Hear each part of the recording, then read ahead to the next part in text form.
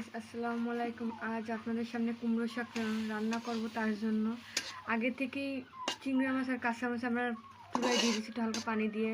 চিংড়ি মাছটা ছিল ফ্রিজে, তার জন্য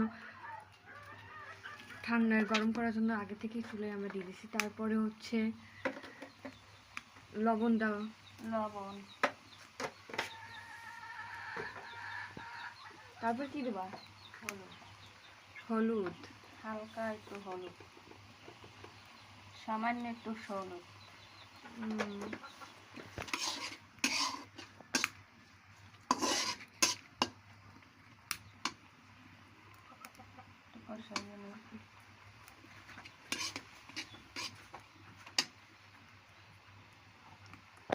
কি বাটা দিচ্ছ? পেঁয়াজ বাটা,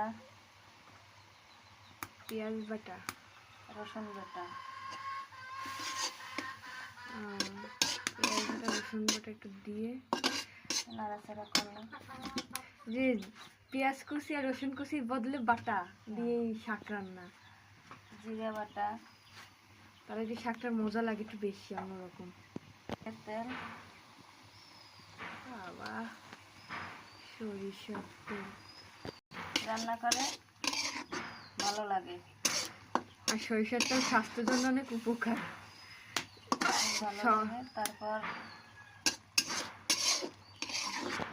একটু ভালো মতন করে কষায় নিচ্ছি, যেন চিংড়া মাছটা একটু ভাজা ভাজা হয়ে যাক। কাঁচামরিচ পেঁয়াজ সব কিছু একটু ভাজা ভাজা হয়ে গেলে সুন্দর হবে। তারপরে এখন ঝোলের পানি দেব।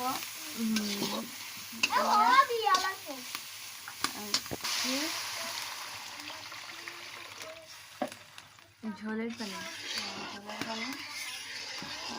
ফুটলেই আর কুমড়োর শাক দিয়ে দেবো। একটু ব্লোডের অপেক্ষায় রাখতে হবে আমাদের চিংড়া এই যে পানিটা। হ্যাঁ, 3-4 মিনিটে বলক উঠে গেছে। এখন ব্লোডের অপেক্ষায় বসে আছি।